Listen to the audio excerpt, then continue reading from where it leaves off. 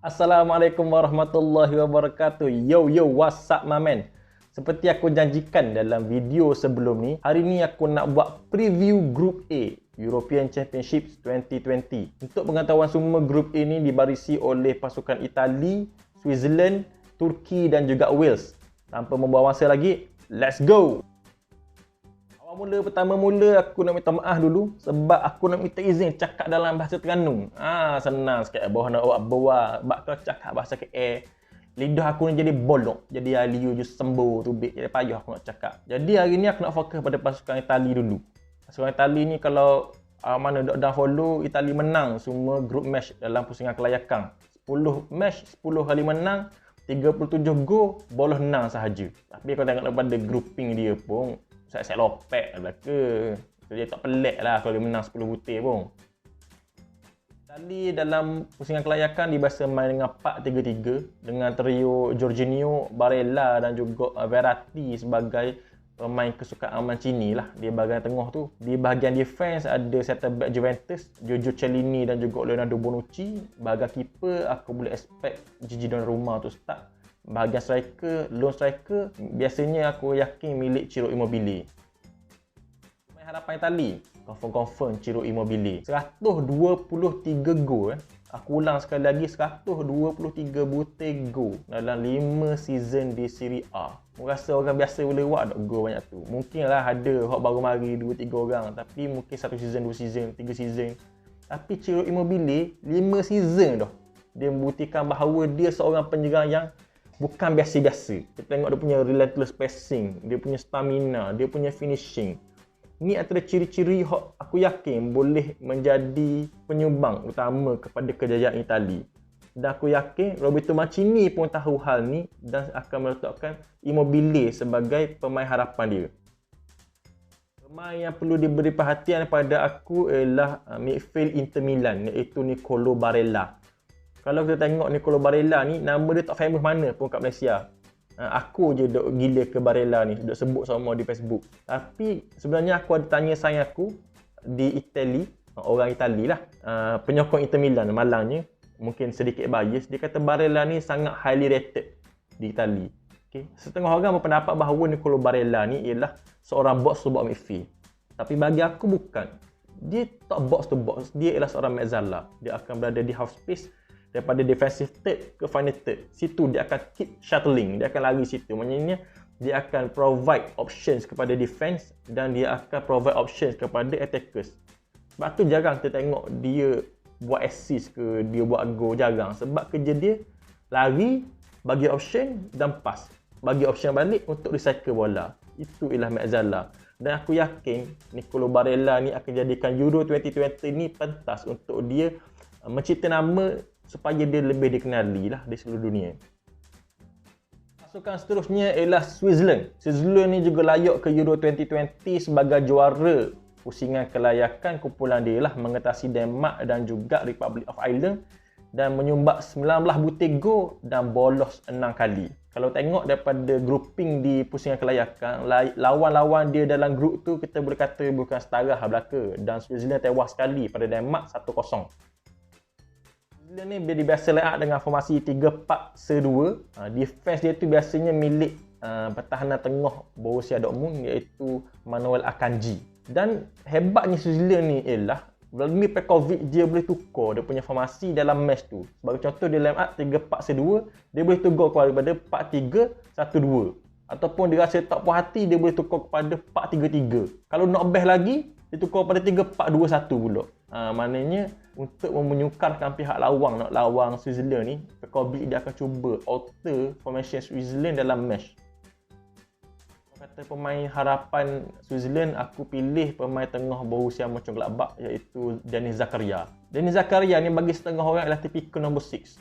Dia tackle, dia intercept, defensive midfield, pivot untuk setiap pasukan. Tapi orang perlu ingat bahawa Denis Zakaria ni juga boleh beraksi sebagai nombor 8. Maknanya dia boleh keluar daripada nombor 6 dan dia boleh beraksi sebagai pemain nombor 8. Kita boleh tengok bahawa dia sentiasa membuat hantaran-hantaran berbahaya ke bahagian hadapan. Jadi ini ialah kebolehan Denis Zakaria. Dia boleh jadi nombor 6 dan nombor 8 untuk support tim Switzerland ikut pada formasi pasukan tu.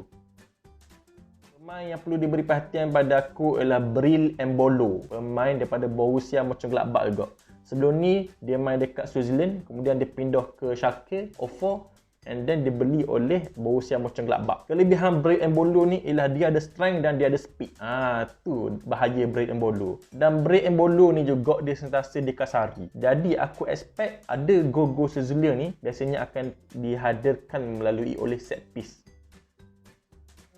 Hero Piala Dunia 2002 Turki, Şenol Güneş menggembirakan peminat Turki. Jadi apa sumbangan pertama Güneş? Ya, dia bawa Turki straight ke Euro 2020. Tapi Turki menamatkan saingan di belakang juara dunia lah, Perancis. Tak menjadi masalah sebabnya Turki memberikan saingan yang sangat sengit kepada Perancis. Biasanya Turki line up dengan formasi 4-1-4-1, tapi bila dah dekat nak akhir kelayakan ni kita dapat tengok Güneş dah try guna 4-3-3. Dan biasanya kalau main 4-3-3 ni menentang pasukan besar, biasa menjadi korban ialah Hakan Çalhanoğlu. Dia tak akan main Hakan Çalhanoğlu ni, dia mungkin masuk sebagai substitute. Tapi kalau lawan pasukan Güneş rasa dia boleh menang, dia memang akan go to 4-1-4-1 lah untuk exploit pasukan tu di bahagian midfield. Yilmaz simple. Lepas tolong Lille memenangi Liga Perancis dengan 16 buji gol, The King mesti harap dia mari Euro ni bawa form hok membantu Lille tu dan bawa Turki sejauh hok boleh. Tambahan pula Burak Yilmaz ni kapten bawah. Cakap kapten jadi ayang. Kapten mesti menunjukkan prestasi hok memberangsangkan. Dan aku expect ada trademark finish daripada Burak Yilmaz ni lah, iaitu shooting sekuat hati dia ke dalam net. Rabok net bawah kena dia. Kalau saya mau tanya aku, pemain Turki yang boleh diberi perhatian ialah Cengiz Ünder. Waktu dia main di Serie A dulu, kita boleh tengok Ünder ni memang seorang pemain yang sangat-sangat bijak. Dia punya dribbling, dia punya finishing, dia punya pace, dia punya cross. Memang cun. Tapi bila dia injured, dia tak dapat game time dia perlu untuk membina dia. Sebab itulah dia pindah kepada Leicester City. Tapi untuk Euro 2020 ni, kelebihan terletak pada Ünder lah. Sebabnya Güneş suka guna formasi 4-3-3 dan Ünder ni akan duduk sebelah kanan. Maknanya dia boleh cut inside guna kaki kiri dia, lepas tu dia boleh cross ataupun dia nak shooting boleh. Wales layak ke Euro 2020 lepas berada naik juara kepada Croatia. Dan berada depan Slovakia, pasukan nombor 3 dengan hanya kelebihan satu mata sahaja. Dan kalau kita tengok form dia masa pusingan kelayakan pun, kita tak anggap pun Wales ni sebenarnya sebagai pencabar untuk Euro ni. Kita underdog lah, bukan pilihan. 4 menang, 2 seri, 2 kalah. Dia boleh pergi Euro ni pun pada perlawanan terakhir pusingan kelayakan. Dia menang 2-0 hasil 2 jaringan Aaron Ramsey. Panjang pusingan kelayakan, kita boleh tengok Wales guna formasi 4-2-3-1 dan masalah utama set dia ni ialah dia nak menjaringkan gol. Tu susah nak jaringkan gol.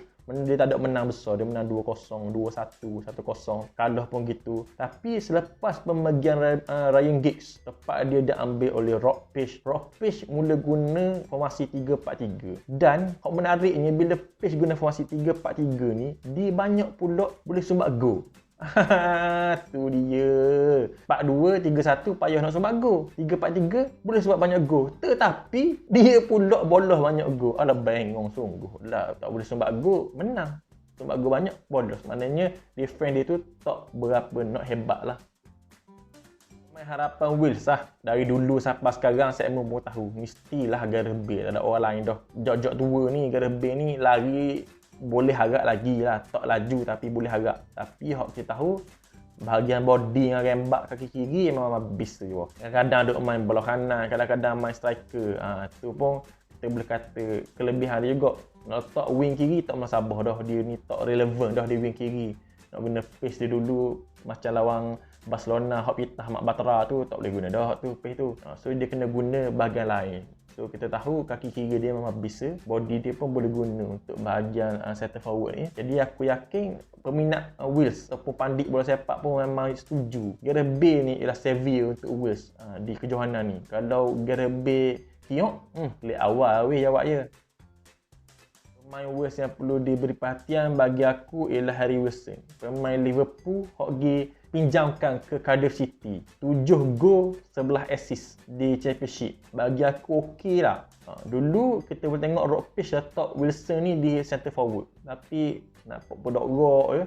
Dia letak di wing kanan, tepat Gareth Bale patutnya main. Jadi di Euro kali ni aku pun expect pun gitu. Maknanya Wilson di sebelah kanan, depan tu Gareth Bale, sebelah kiri Daniel James. Maknanya dia akan ada link up play lah between Daniel James dengan Gareth Bale ataupun Harry Wilson dengan Gareth Bale. Jadi West ada juga pemain-pemain yang nak kata power tu, taklah power tapi ada nama. Tapi pemain muda yang perlu diberi perhatian bagi aku ialah Harry Wilson. Setakat tu saja preview aku untuk Group A European Championship 2020. Jadi prediction aku ialah juara kumpulan ni milik Itali, naik juara ialah Turki. Switzerland akan layak ke round of 16 sebagai pasukan yang berada nombor 3 terbaik, dan aku minta maaf pada Wales dia terpaksa berpuas hati tempat keempat. Ni hanyalah prediction aku, aku buat bijak aku sendiri. Kita jumpa lagi di video akan datang, aku cakap bahasa Terengganu dah senang lepas ni. Alright guys, see you. Bye-bye.